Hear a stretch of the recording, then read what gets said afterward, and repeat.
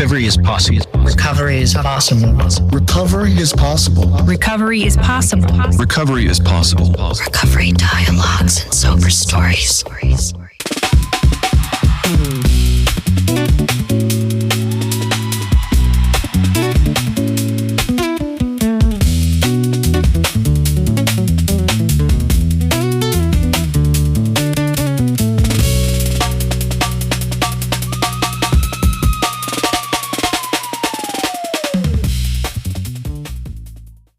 Today, the whole country lights up for freedom. Fireworks over rooftops, flags on porches, grills going since this morning. And somewhere in the middle of all that noise this week, I asked a much quieter question to people who know something about freedom that fireworks can't teach. I asked, what does freedom actually mean to you in mental health or addiction recovery?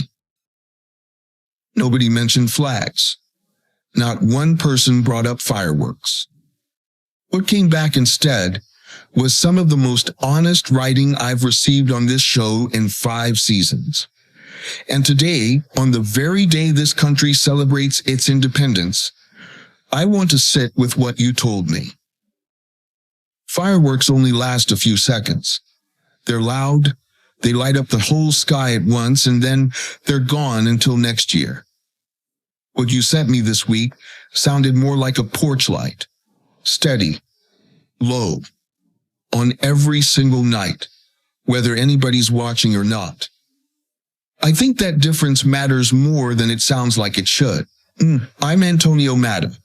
I'm a trauma-informed peer support counselor, and this is Recovery Dialogues and Sober Stories, the show where the people living recovery and the people studying it get to talk to each other instead of past each other. We exist to be the friend in your ear who says the thing your doctor doesn't have time to say. If you've ever felt like recovery was something you were supposed to do alone, in silence, on your own steam, this hour is for you too.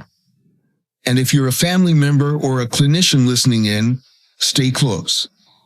What you're about to hear will probably teach you something about the person you're supporting that they've never said to your face.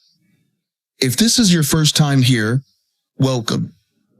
You don't need any history with this show to follow along today. All you need is a working definition of freedom you're willing to let get a little complicated over the next 20 minutes.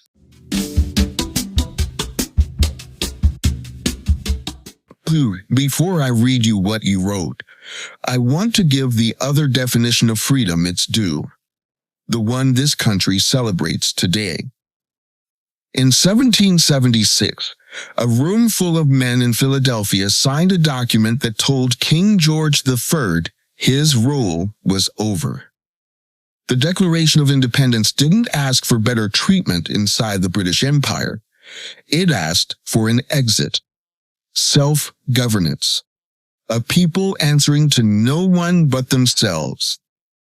That idea grew out of Enlightenment thinking about individual rights and government by consent. And it didn't just start a country. It became something closer to a national religion. One that spent 250 years telling the world that freedom means standing on your own. No king, no crown, no permission required.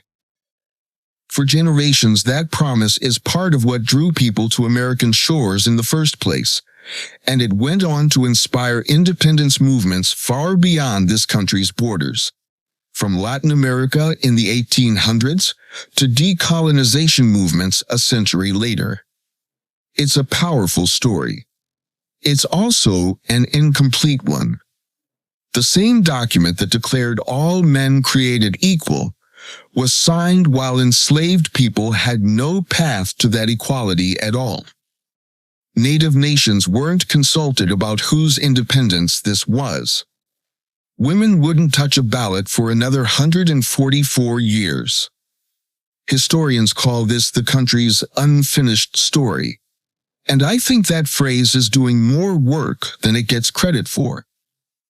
Unfinished means somebody's still writing it.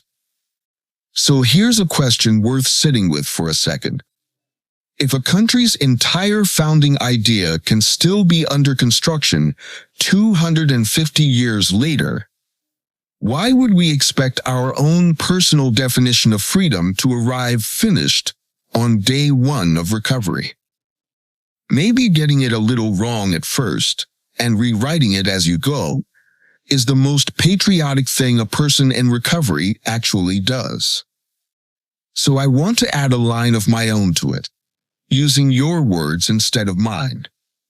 Because almost everyone I heard from this week described a kind of freedom that has nothing to do with standing alone.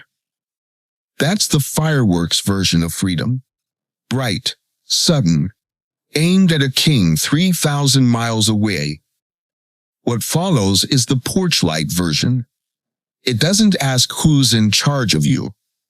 It asks who's sitting beside you.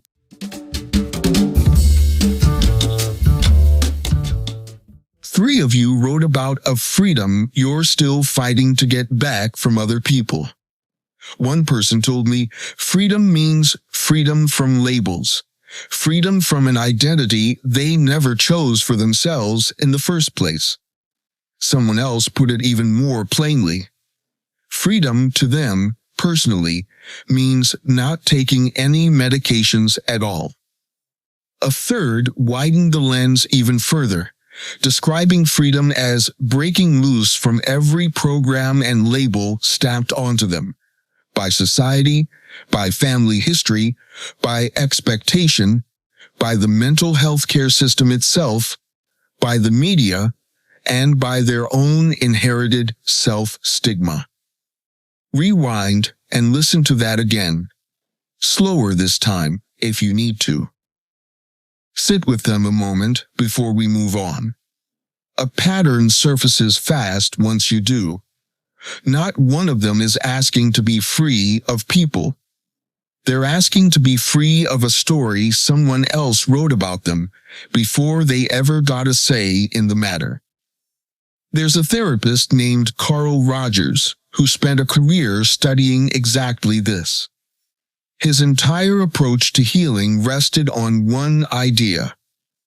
People grow when they're given genuine safety and complete freedom to choose who they are, without what he called conditions of worth hanging over their heads. Conditions of worth are the invisible price tags other people attach to being loved, being normal, being acceptable. A diagnosis can become a condition of worth. So can a family's disappointment, or a stranger's assumption typed into a comment section. Rogers' whole career argued the same thing your first three answers argued this week. Take the price tag off the person, and you find someone whole underneath it, and you find they were whole underneath it the entire time. That's a form of freedom the Founding Fathers never had to legislate for, because they weren't fighting a mirror. They were fighting a king. I know a little about that mirror myself. The first instances of trauma entered my life at a young age, and many more compounded over the years that followed. Because no one knew my whole story, my health chart is the poster child of comorbidity. I've been underdiagnosed, misdiagnosed, and misunderstood. But the most significant miss is me, an individual responding to various environments, events, and the actions of individuals the best way I can. That's not being mentally unwell. That's resilience and being human. A chart can hold every diagnosis in the book. It was never going to hold the whole story. Only I could write that one.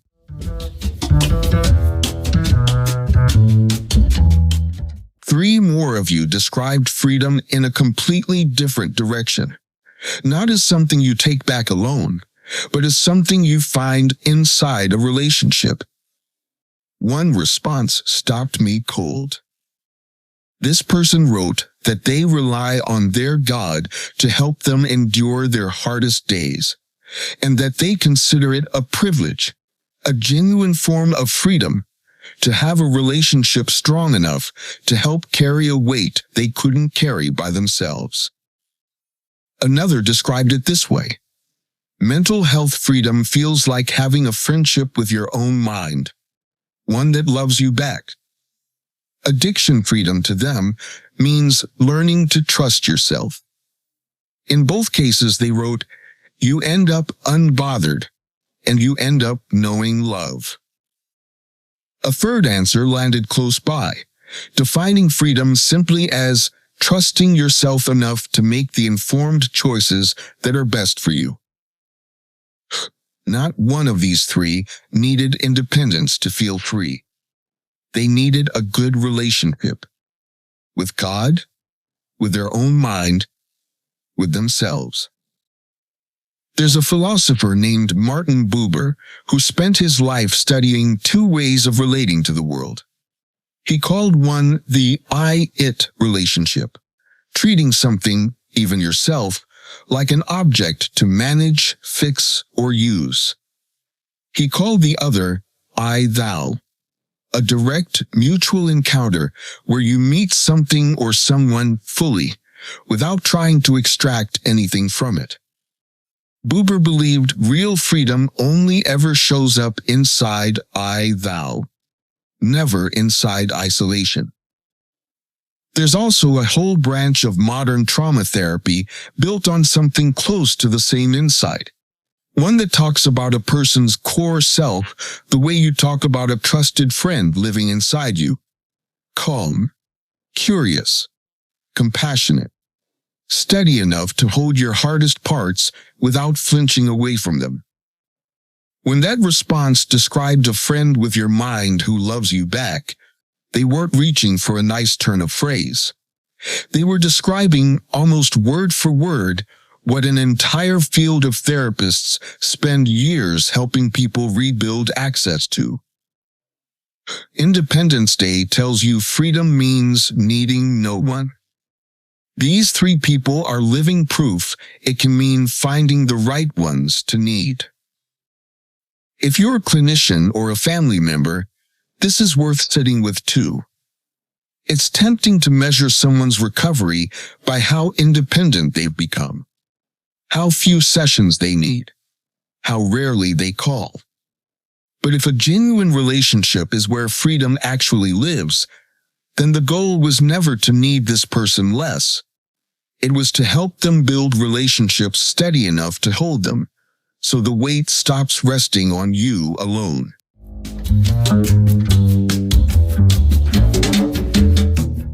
The last response I want to read you is the longest one I received, and I think that's because this person refused to make freedom simple. They wrote that freedom means being able to live and thrive despite a serious mental illness, that the illness doesn't get to be the ceiling on what they build. And on the days they find they aren't thriving, freedom means choosing not to give up and trying again the next morning and the morning after that. On the addiction side, they described freedom as more than just not being enslaved to a substance or a behavior. They said that even where chains still exist, freedom means going out and finding people walking the same healing path on purpose, with the shared goal of getting free together. No fireworks in that answer either. Just a nonlinear, untriumphant, deeply relational picture of what getting free actually looks like on an ordinary Tuesday. In the late 1970s, a Canadian researcher named Bruce Alexander ran an experiment that's still cited in addiction science today. Earlier studies had kept lab rats alone in small metal cages with 2 water bottles, one plain, one laced with morphine, and the isolated rats drank themselves into addiction almost every time. Alexander built something different.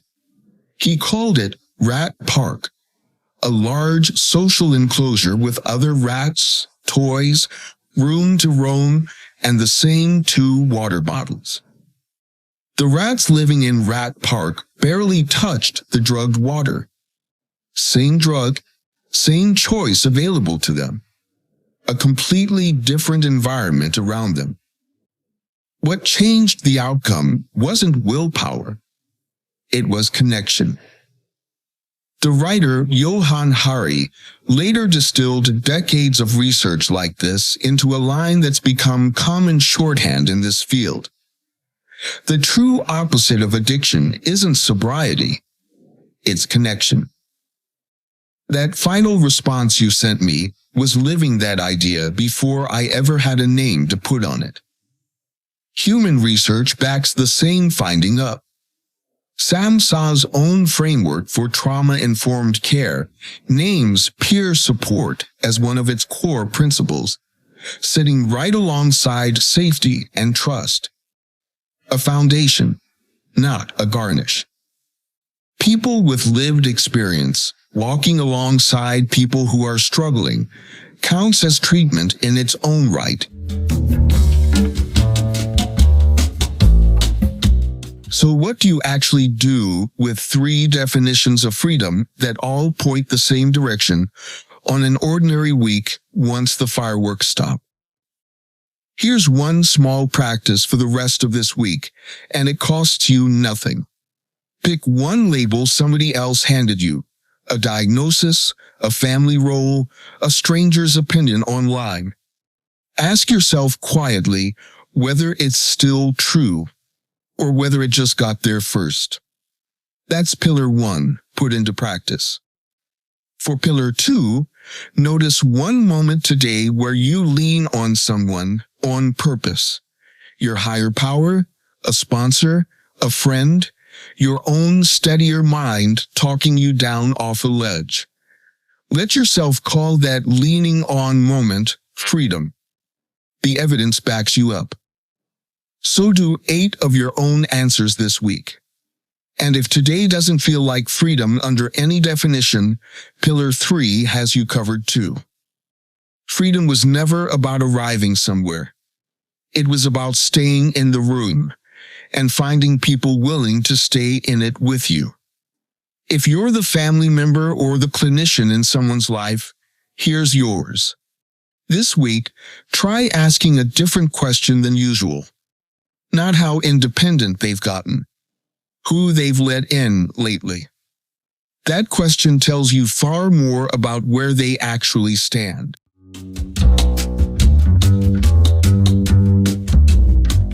Here's what I want you to carry out of this episode.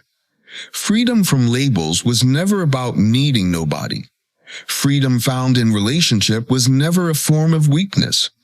And freedom inside an illness or an addiction that hasn't fully loosened its grip yet was never about crossing some finish line alone. Every answer sent to me this week pointed toward the same quiet conclusion. The freedom that actually heals people looks a lot more like connection than independence. I should say plainly, this wasn't a scientific survey.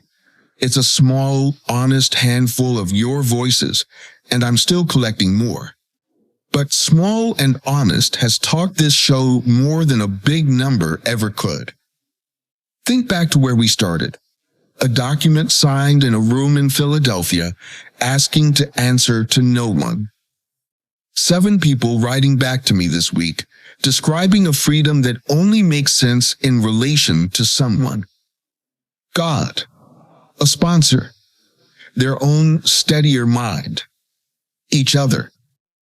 2 different declarations born 250 years apart, and only one of them needed a war to get there. Tonight, enjoy the fireworks if that's your thing. I'll probably watch a few myself. But before the sky lights up, I wanted you to know there's another kind of freedom being declared in this community every single day, and it doesn't need a single explosion to prove it's real. It just needs the porch light left on.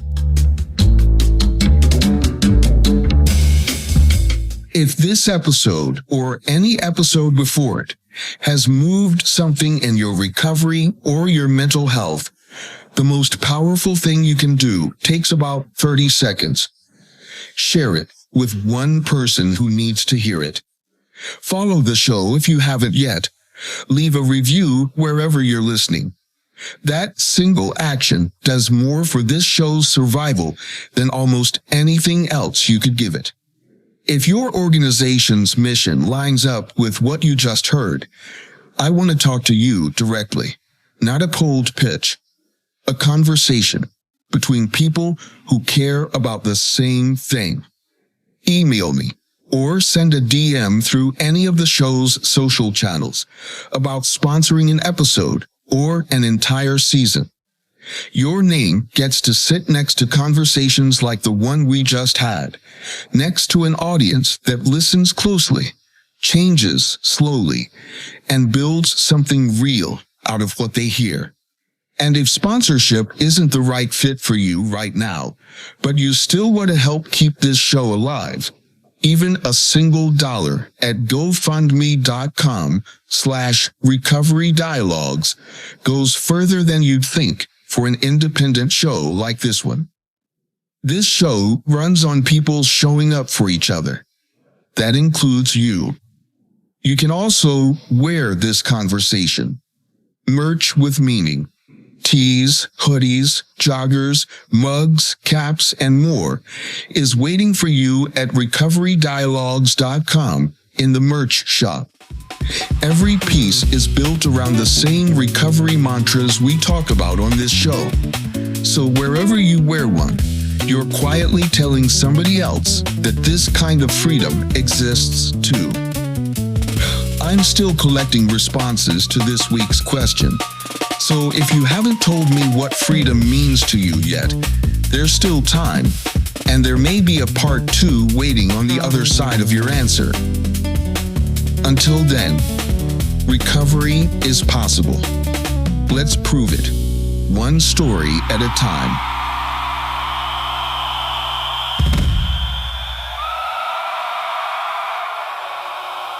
Recovery is possible. Recovery is possible.